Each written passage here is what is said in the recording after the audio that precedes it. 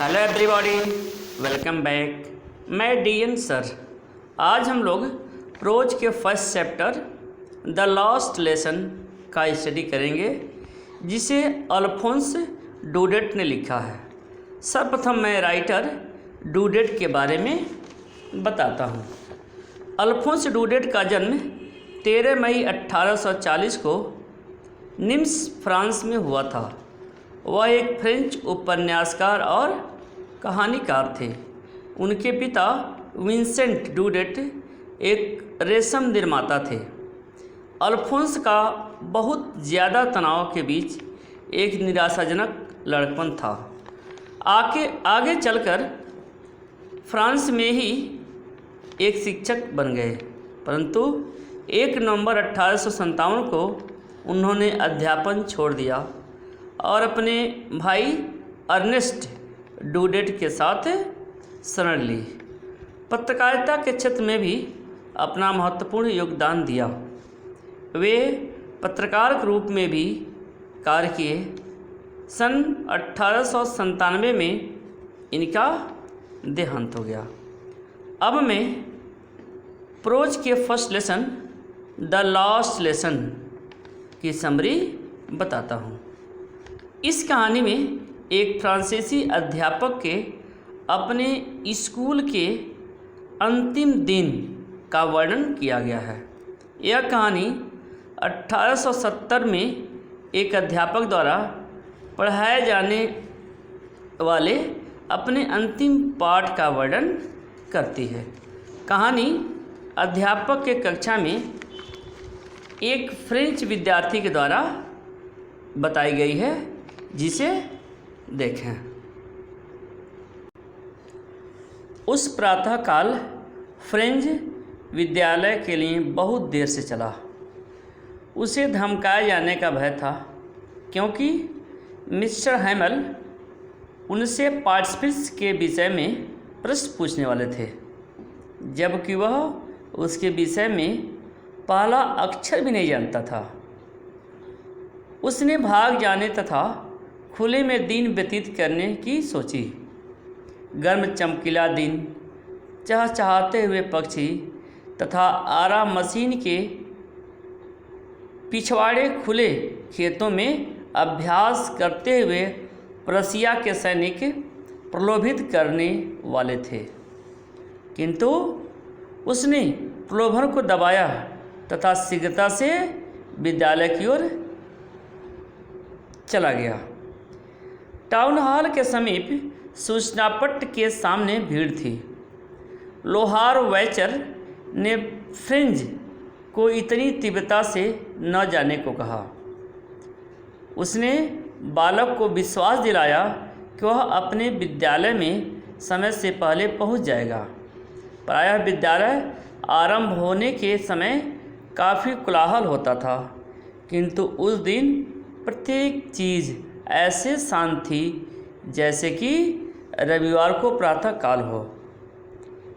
खिड़की से फ्रेंच ने देखा कि उसके सहपाठी पहले ही अपने अपने स्थान पर थे तथा मिस्टर हैमल अपने बाजू के नीचे लोहे का अपना भयंकर पैमाना का सेंस है लकीर खींचने की पट्टी रखे इधर उधर घूम रहे थे। फ्रेंच मैंने बताया उस लड़के का नाम है। फ्रेंच ने द्वार खोला तथा भीतर चला गया। शर्म से उसके चेहरे पर लालिमा आ रही थी तथा वह भयभीत था। मिस्टर हैमल ने अत्यंत दया भाव से उसे अपने स्थान पर जाने को कहा।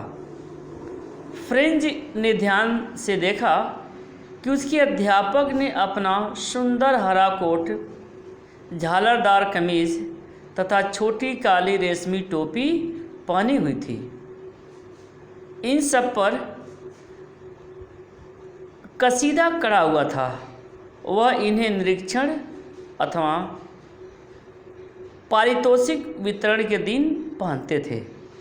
ग्रामीण लोग चुपचाप प्रायः खाली रहने वाली पीछे की सीटों पर बैठे हुए थे। प्रत्येक व्यक्ति दुखी दिखाई देता था।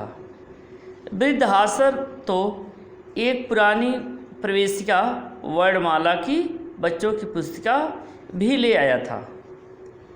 मिस्टर हैमल ने कहा कि यह अंतिम पाठ था जो वह उन्हें पढ़ाएगा। इसके पश्चात अल्सैस तथा लोरियन के विद्यालयों में केवल जर्मन भाषा ही पढ़ाई जाएगी। नया अध्यापक अगले दिन आ जाएगा। यह उनका फ्रांसीसी भाषा का अंतिम पाठ था। वह चाहता था कि वे अत्यंत ध्यानपूर्वक पढ़ें। फ्रेंच को अफसोस हुआ कि उसने अपना पाठ उचित ढंग से याद नहीं किया था। मिस्टर हैमल के जाने के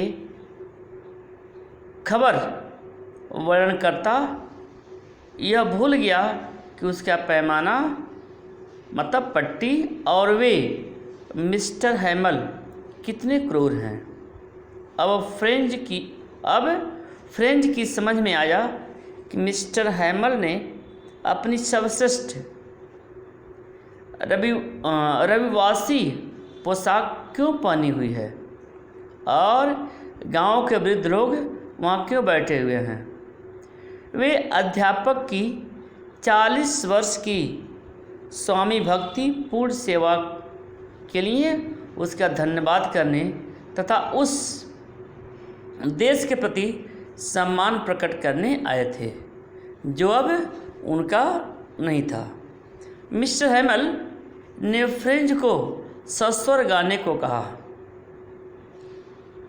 किंतु वह वहाँ चुपचाप खड़ा रहा। अध्यापक ने उसे नहीं धमकाया। उसने स्वीकार किया कि स्वयं वह तथा फ्रेंच के माता पिता दोषी थे। फिर उसने फ्रांसीसी भाषा के विषय में बातें की कि यह संसार की सबसे सुंदर भाषा, सबसे साफ एवं अत्यंत तर्कपूर्ण है। उसने हमें कहा कि अपने बीच इसकी रक्षा करें तथा कभी न भूलें। उनकी भाषा उनके कारावास की कुंजी थी। फिर उन्हें व्याकरण तथा लेखन के पाठ मिले। छत पर कबूतर बहुत धीमे गुटरगू कर रहे थे। फ्रेंच सोचने लगा कि क्या वे कबूतरों को भी जर्मन भाषा में गाना गवाएंगे। इस पूरे समय मिस्टर हैमल कुर्सी पर गतिहीन बैठे हुए किसी न किसी वस्तु को देखते रहे। उनकी बहन ऊपर वाले कमरे में ट्रंकों में अपना सामान लगा रही थी, क्योंकि उन्हें अगले दिन देश छोड़कर जाना था। लेखन के पश्चात उनका इतिहास का पाठ था।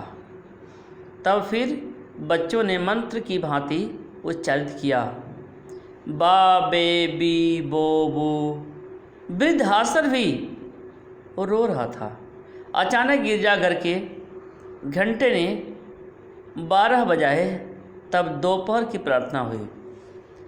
उस समय प्रशिया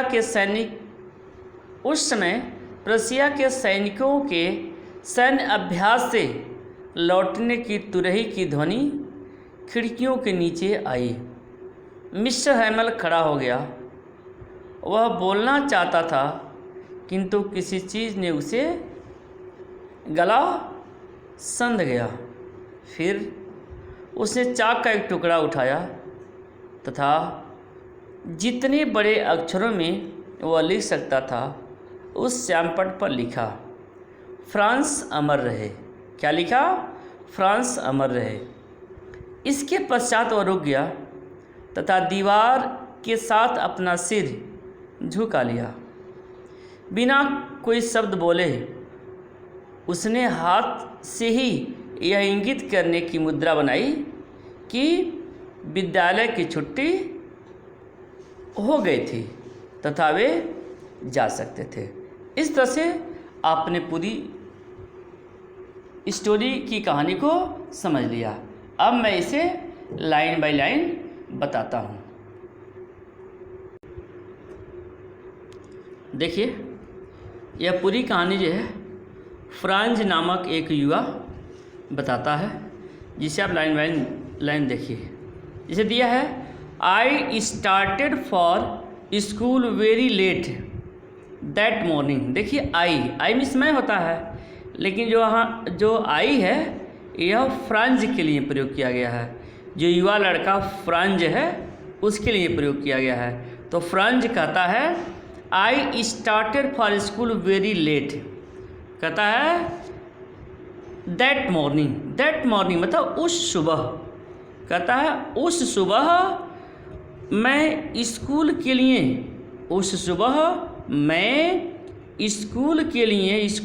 लिए बहुत देरी से रवाना हुआ या बहुत देरी से चला। क्लियर? वह कहता है कि उस सुबह दैट मॉर्निंग, उस सुबह मैं स्कूल के लिए बहुत देरी से चला।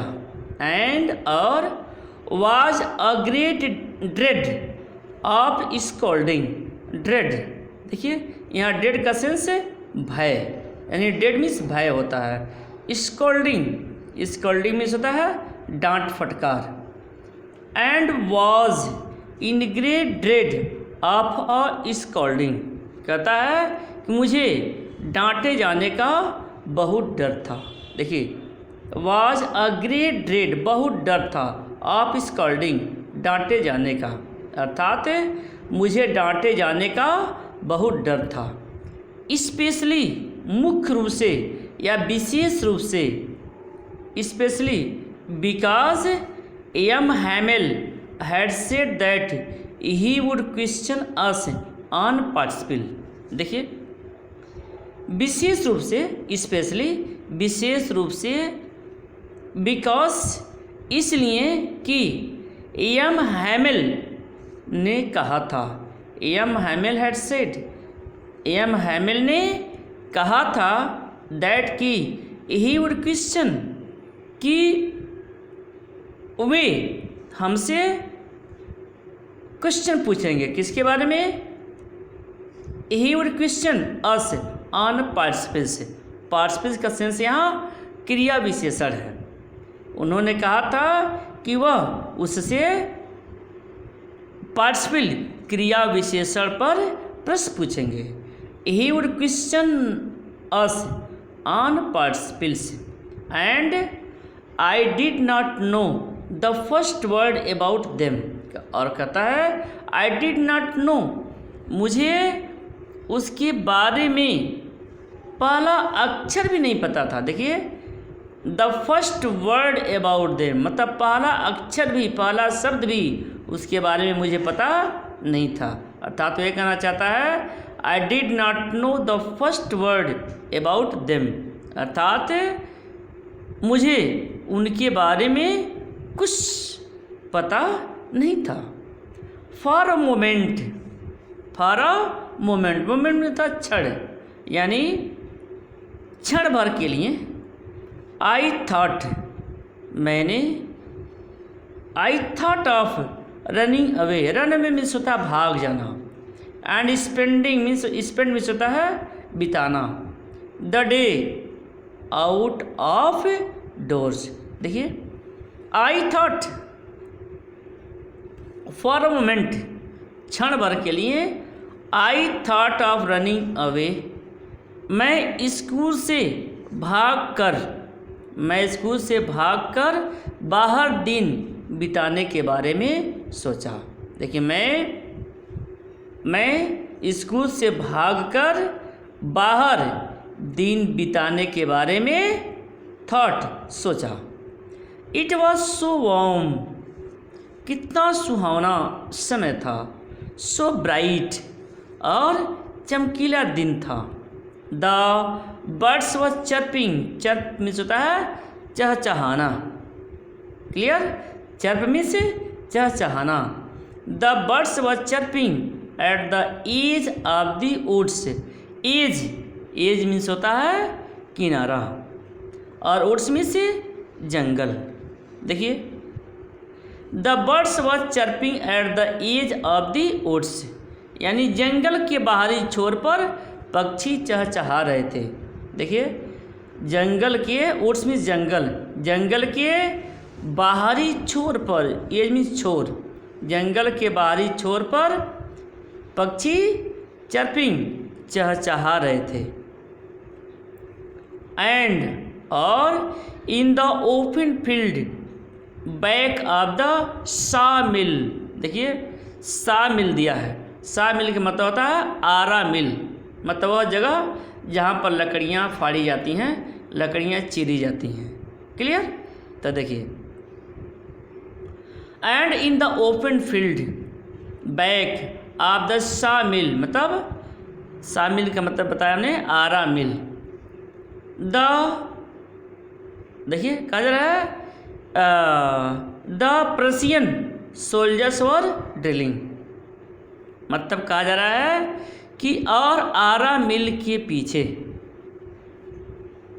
Open field back of the सा, मतलब आरा मिल के पीछे, आरा मिल के पीछे खुले मैदान में, ओपन फील्ड खुले मैदान में प्रशियन सेना, प्रशियन सोल्जर्स, प्रशियन सेना ड्रिलिंग कर रही थी, परेड कर रही थी। It was all much more tempting than the rules of participation.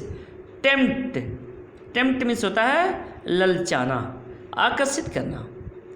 It was all much more tempting than the rules of participation. यह सब पार्टिसिपल के नियमों की अपेक्षा कहीं अधिक आकर्षित कर रहे थे। It was all much more tempting than the rules of participation, मतलब ये सब पार्टिसिपेशन के नियमों की अपेक्षा कहीं ज़्यादा आकर्षित, टेम्पटिंग आकर्षित कर रही थी। क्लियर? बट लेकिन I had the strength to resist. देखिए, रेसिस्ट मीन्स होता है विरोध करना या रोकना, बट लेकिन I had the strength to resist, परंतु मुझ में स्वयं को रोकने की क्षमता थी। But I had the strength to resist, लेकिन मुझ में स्वयं को रोकने की क्षमता थी। स्ट्रेंथ, क्षमता, स्ट्रेंथ में शक्ति भी होता है, क्षमता सेंस यहाँ पे है। And hurried off to school, और मैं जल्दी जल्दी में स्कूल की ओर चल पड़ा, मैं जल्दी जल्दी में स्कूल की ओर चल पड़ा। When I passed the town hall, जब मैं टाउन हॉल को पास किया, टाउन हॉल से गुजरा, there was a crowd in front the bulletin, तो मैंने देखा कि बुलेटिन, बुलेटिन का सेंस है सूचना पट, ठीक है, बुलेटिन बोर्ड का सेंस है सूचना पुट। तो देखिए, when I passed the town hall, जब मैं टाउन हॉल के पास से गुजरा, there was a crowd in front of the bulletin board, तब बुलेटिन बोर्ड, नोटिस बोर्ड के सामने, बुलेटिन बोर्ड का सेंस है नोटिस बोर्ड के सामने एक भीड़ लगी थी, क्राउड, एक भीड़ लगी थी, इन फ्रंट ऑफ मीन्स होता है सामने। क्लियर? तो इस पूरे का मतलब हुआ कि जब मैं टाउन हॉल के पास से गुजरा, तब नोटिस बोर्ड के सामने भीड़ लगी हुई थी। For the last 2 years all our bad news had come from there. देखिए, फॉर द लास्ट 2 years, पिछले 2 वर्षों से, देखिए पिछले 2 वर्षों से, all our bad news had come from there, हमारी सारी बुरी खबरें वहीं से आई थी। क्लियर? कहा जा रहा है कि पिछले 2 वर्षों से हमारी सारी बुरी खबरें वहीं से आई थी। जैसे कौन सी बुरी खबरें थी? द लॉस्ट बैटल्स, यानी लड़ाई में पराजय। द लॉस्ट बैटल, लड़ाई में, बैटल मीन्स लड़ाई, युद्ध, लॉस्ट मीन्स पराजय, लड़ाई में पराजय। द ड्रॉप्ड, ड्रॉप्ड का सेंस है सेना में भर्ती, सेना में भर्ती होने के आदेश। The order of the commanding officer, commanding officer के आदेश, कमांडिंग ऑफिसर के आदेश। And I thought to myself, myself without stopping, बिना रुके, देखिए बिना रुके, आई थॉट मतलब बिना रुके मैंने स्वयं सोचा। What can be the matter now, अब क्या बात हो सकती है? What can be the matter now, अब क्या बात हो सकती है? Then as I hurried by as fast as I could go, the blacksmith, the blacksmith watcher who was there with his apprentice reading the bulletin called after me, don't go so fast bub, we'll get to your school in the plenty of time. Then तब as I hurried by as fast as I could go, तब जब मैं तेज़ी से आगे बढ़ा, देखिए जब मैं तेज़ी से आगे बढ़ा तो उस लोहार के पास से गुजरा। आई could go the black Smith, black Smith means लोहार, लोहार मतलब जो लोहे का कार्य करते हैं। तो कहा जा रहा है कि जब मैं तेज़ी से आगे गुजरा तो उस लोहार के पास से गया। Watcher who was there with his apprentice, देखिए जिसका जो शिष्य था, चेला था, वह समाचार पढ़ रहा था। हिज, देखिए watcher who was there with his apprentice reading the bulletin, मतलब जो उसका जो चेला था, जो उसका शिष्य था, वह समाचार पत्र पढ़ रहा था। रीडिंग बुलेटिन, बुलेटिन का सेंस है समाचार। कॉल्ड आफ्टर मी, वह मेरे पीछे से बोला। Called after me, called after me मतलब मेरे पीछे से बोला। डोंट गो सो फास्ट, देखिए यह इम्परेटिव सेंटेंस है। कहा डोंट गो सो फास्ट बब, बब मीन्स बॉय, यानी लड़के इतनी तेज़ी से मत जाओ, लड़के इतनी तेज़ी से मत जाओ। You will get to your school in plenty of time, देखिए प्लेंटी मतलब ज़्यादा, प्लेंटी मीन्स ज़्यादा, अर्थात तुम अपने स्कूल समय से पहले पहुंच जाओगे। देखिए you will get to your school in plenty of time, यानी तुम अपने स्कूल समय से बहुत पहले पहुंच जाओगे।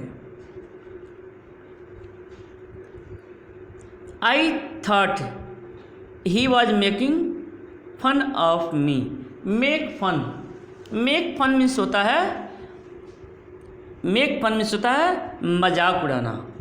आई थॉट मुझे लगा, he was making fun of me, मुझे लगा कि वह मेरा मजाक उड़ा रहा है। देखिए I thought he was making fun of me, मुझे लगा कि वह मेरा मजाक उड़ा रहा था।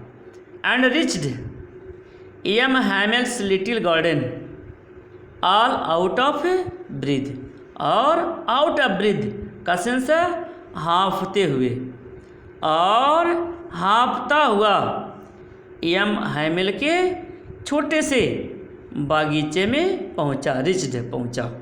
कह रहा है कि इस पूरे का मतलब देखिए, इसमें कहता है कि मुझे लगा, आई थॉट, मुझे लगा कि वह मेरा मजाक उड़ा रहा था और हंसता हुआ मजाक उड़ा रहा था। और देखिए ऑल आउट ऑफ ब्रीथ, और हाँफता हुआ एम हैमिल के छोटे बागीचे में पहुंचा। Usually when school began there was a great bustle which could be heard out in the street। देखिए डिफिकल्ट वर्ड है बस्टल। बस्टल का सेंस है शोर शराबा, नॉइज। यूजुअली आमतौर पर व्हेन स्कूल बिगिन, जब स्कूल शुरू होता है, जब स्कूल आरंभ होता है, देयर वाज अ ग्रेट बस्टल, तो बहुत शोर शराबा होता है। ग्रेट मीन्स बहुत ज़्यादा, तो बहुत शोर शराबा होता है। बस्टल बहुत शोर शराबा होता है। Which could be heard out in the street, जो बाहरी गली में भी सुनाई देता था। The opening and closing of desk, जैसे डेस्कों का खुलना और बंद होना, जैसे डेस्कों का खुलना और बंद होना। Lessons repeated in unison, unison का मतलब है एक साथ, यूनिसन में से एक साथ। लेसन्स रिपीटेड इन यूनिसन, बहुत ज़ोर से एक साथ मिलकर पाठ को दोहराना। देखिए लेसन्स रिपीटेड मीन्स दोहराना, इन यूनिसन एक साथ है, यानी बहुत ज़ोर से एक साथ मिलकर पाठ को दोहराना। Very loud with our hand over our ears to understand better, और कुछ ज़्यादा समझने के लिए हमारे हाथ हमारे कानों के ऊपर। And the teacher's great ruler rapping on the table, और अध्यापक का डंडा मेज पर बजता था। रैपिंग का सेंस बजना, यानी अध्यापक का डंडा मेज पर बजता था। But now it was all so still, परंतु आज सब कुछ शांत था। परंतु आज सब कुछ स्टिल, स्टिल में से शांत, आज सब कुछ शांत था। I had counted on the commotion to get to my desk without being seen. I had counted on the commotion, देखिए कमोशन का सेंस है शोर शराबा, यानी बस्टल। मैं बिना देखे ही, कहा जा रहा है कि मैं बिना दिखे हुए डेस्क पर पहुंचने के लिए शोर पर निर्भर था। देखिए I had counted on the commotion to get to my desk without being seen, यानी बिना दिखाई दिए मेज तक जाने के लिए मैं शोर पर निर्भर था। यानी वह चाहता था कि जब बहुत शोर शराबा हो उसी बीच में वह धीरे से अपने स्थान पर पहुंच जाए। But of course that day everything had to be as quiet as Sunday morning. देखिए बट ऑफ कोर्स, परंतु उस दिन सब कुछ रविवार, संडे मॉर्निंग, रविवार की सुबह की तरह शांत था। कहा जा रहा है लेकिन उस दिन सब कुछ रविवार की सुबह की तरह क्वाइट शांत था। थ्रू द विंडो आई सा माई क्लासमेट्स, खिड़की से मैंने अपने क्लासमेट्स मीन्स सहपाठी, मैंने अपने सहपाठियों को देखा। ऑलरेडी इन देयर प्लेसेस, जो पहले से आ चुके थे। And M Hamel walking up and down with his terrible iron ruler under his arm, और एम हैमिल को बाँह के नीचे अपना भयानक लोहे का डंडा लिए हुए कमरे में इधर उधर घूमते हुए देखा। टेरिबल उसका भयानक, ठीक है।